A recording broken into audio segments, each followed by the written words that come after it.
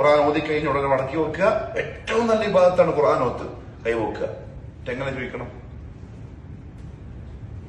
വർത്താനം പറയും പോലെ അള്ളാനോട് സംസാരിക്കണം. ആദ്യം അള്ളാൻ ഇങ്ങനെ പൊക്കണം. ദുആന്റെ മര്യാദ പറയാം. ആദ്യം അൽഹംദുലില്ലാഹി റബ്ബിൽ ആലമീൻ ഹംദൻ യുവാഫി നിഅമഹു വയുകാഫിഉ മസീദ. അതറിയോ? യാ റബ്ബനാ ലക്കൽ ഹംദു കമാ യൻബഗി ലിജലാലി വജ്ഹിക വഅദീമി സുൽത്താനിക സുബ്ഹാനക ലാ നുഹ്സി സനാഅൻ അലൈക അൻത കമാ അസ്നൈത അലാ നഫ്സിക ഫലക്കൽ ഹംദു ഹത്താ തർദാ. ഇതൊരു സഹാബി പറയുന്ന റസൂലുള്ളാഹി കേട്ടു. റസൂലുള്ളാഹി പറഞ്ഞു, ഉത്തരം കിട്ടുന്ന ദുആ ഇവൻ ചെയ്തത്.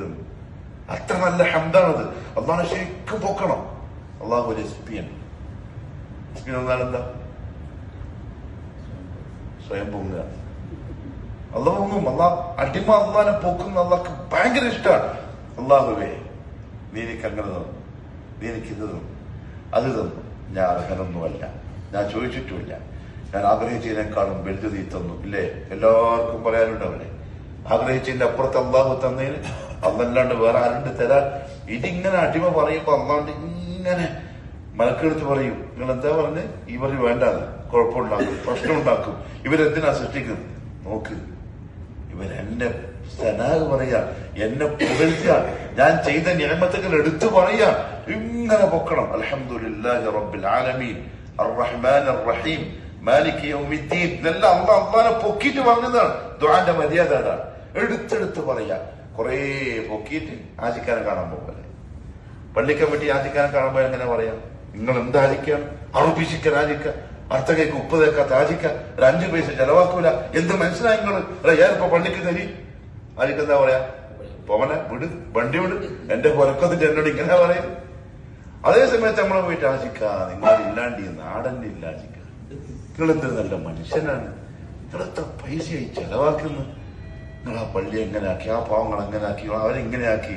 ആദ്യമൊക്കെ ഇങ്ങനെ കേട്ടിട്ട് റാഹത്ത്. എത്ര പോലെ വേണ്ടത്?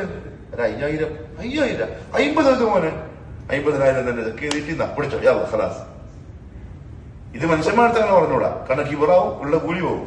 പക്ഷെ റബ്ബിന്റെ അടുത്ത് പോലെ നല്ല പൊക്കിയിട്ട് ഇങ്ങനത്തെ ഒരു ആവശ്യമുണ്ട്. അല്ലാഹു നിനക്കല്ലാണ്ട് സാധിപ്പിച്ചു തരാൻ പറ്റൂല. ഉള്ളും പുറവും അതും ഇതല്ല നിനക്ക് അറിയും. അതിന്റെ ഭാവി എന്ത്, ഇനി വരാൻ പോകുന്നത് ഇതൊന്നും നിനക്കും അറിയില്ല, ഓരോരുത്തരും ഒരു പിടിയുമില്ല. നിനക്കറിയാം, എനിക്ക് ഹൈറാണെങ്കിൽ അങ്ങനെ യാചിച്ചിട്ട് വാങ്ങിയിട്ടേ ഇടുന്നു പോകാവൂ. മുഹമ്മദ് സല്ലല്ലാഹു അലൈഹി വസല്ലം പറഞ്ഞു, ഉടമന്റെ മുമ്പിലേക്ക് കൈ നീട്ടിയ അടിമന്റെ കൈകൾക്ക് ഉത്തരം കൊടുക്കാതെ മടക്കുന്നതിൽ അള്ളാഹു ലജ്ജിക്കുന്നു. അള്ളാഹു മാന്യനാണ്. നമ്മുടെ കൂട്ടത്തിലുള്ള വലിയൊരു പൈസക്കാരൻ നമ്മളെ കുറച്ച അള്ളാഹു വലിയ പൈസക്കാരനാക്കട്ടെ. കുറച്ച എല്ലാവരും കൂടി നിൽക്കുമ്പോ ഞാൻ പോയിട്ട് കുറച്ച് ഒരു 50 റിയാൽ നോട്ടെ, നിങ്ങളെല്ലാം നോക്കുമ്പോ കുറച്ച് എന്നോട് എന്നെയല്ലപ്പോ ഒരിക്കലും പറയില്ല. ഉസ്താദ് ഒരു 100 കോടിക്ക് ഉസ്താദ് വണ്ടി തരും. കാരണം ഇസ്സത്തിന്റെ പ്രശ്നമാണ്, അഭിമാനത്തിന്റെ പ്രശ്നമാണ്. അള്ളാഹു ഭയങ്കര അഭിമാനിയാണ്. അവിടെ ഖുർആനിൽ പറയുന്നത് അൽ അസീസ്, എന്താ അർത്ഥം? അഭിമാനിയാണ് അവൻ. ഒരു പാവപ്പെട്ട അടിമ ചോദിച്ചു പ്രപഞ്ചത്തിന്റെ ഉടമസ്ഥനോട് താന്നെന്ന് പറയുമ്പോ പോള എന്റെയുമില്ല എന്ന് പറഞ്ഞാൽ അത് അള്ളാഹിന്റെ ഇസ്സത്തിന് ചേർന്നതല്ല, അയ്ബാണ്. അള്ളാഹു അങ്ങനെ ചെയ്യൂല. ചോദിച്ചതിന്റെ 10 ഇരട്ടി. എന്റെ ഉപ്പ എപ്പവും പറയുന്നുണ്ട്, ചോദിക്കുമ്പം ടോപ്പ് ലെവലിൽ ചോദിക്കണം. ഒരു പുരം വേണം അള്ളാഹുവേ, 2 റൂം, എന്റെ ഓക്കൊന്ന് എന്റെ മോക്കൊന്ന് മതി, ചെറിയൊരു ഹാള്, അങ്ങനത്തെ ഒരു പുരെങ്കിലും നീ ആരോടാ പോയി ചോദിക്കുന്നു? ഇങ്ങനത്തെ 2 അല്ല, 2000 റൂമുള്ള പുര തരാൻ നിമിഷ നേരം കൊണ്ട് കഴിയുന്ന റബ്ബാണ്. അല്ലാതെ ഇവന് കുറവില്ലല്ലോ. വലില്ലാഹി ഖസാഇനുസ് സമാവാതി വൽ അർദ്, ആകാശങ്ങളുടെയും ഭൂമിന്റെയും ഖജനാവ് റബ്ബിന്റെ കൈവലാണ്. ചോദിക്കുമ്പോ അല്ലാഹുവേ ഒരു 2 തട്ടുള്ള പുര, 3 തട്ടുള്ള പുര എനിക്ക് വേണം, പൈസയൊന്നുമില്ല, നീ തരണം. എന്ത് രസമുണ്ട് അള്ളാഹ് കേൾക്കുമ്പോ.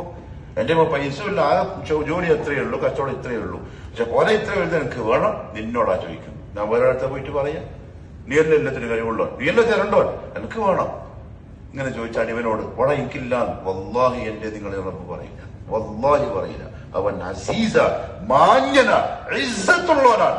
അടിമയുടെ ചോദ്യം തട്ടുന്നത് അവന് ഇഷ്ടമില്ല. അവന്റെ ടോപ്പ് ലെവലിൽ നമുക്ക് ഭാര്യമാർക്ക്, മക്കൾക്ക്, ഭർത്താക്കന്മാർക്ക്, ഉപ്പാക്കുമ്മാക്ക്, ഇണകൾക്ക്, അയൽവാസികൾക്ക് കുറെ ആൾക്കാരെ ദുആ കൊണ്ട് വസീയത്ത് ചെയ്തിട്ടുണ്ടാവും. കാരണം അവർക്ക് ഇങ്ങോട്ട് വരാനുള്ള സൗകര്യം ഉണ്ടാവില്ല. നിങ്ങളൊരു ഭാഗ്യം ആലോചിച്ച് നോക്കിയാൽ നമ്മളിപ്പോ എവിടെ ഇരിക്കുന്നത്? മക്കത്തുൽ മുക്കറമയിലാണ് നമ്മളുള്ളത്, ബലതുൽ ഹറാമിലാണുള്ളത്. നാട്ടിൽ ആയിരക്കണക്കിന് ആളുകളുണ്ട്, കൊതിച്ചിരിക്കുന്ന മനുഷ്യന്മാരുണ്ട്.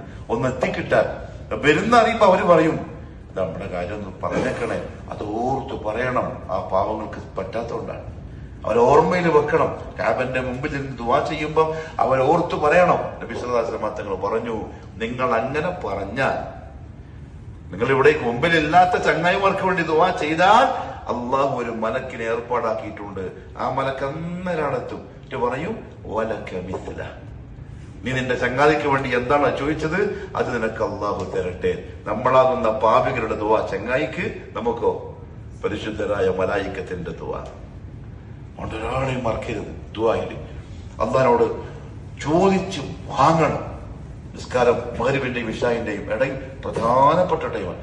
ഇശാ നിസ്കാരം കഴിഞ്ഞാൽ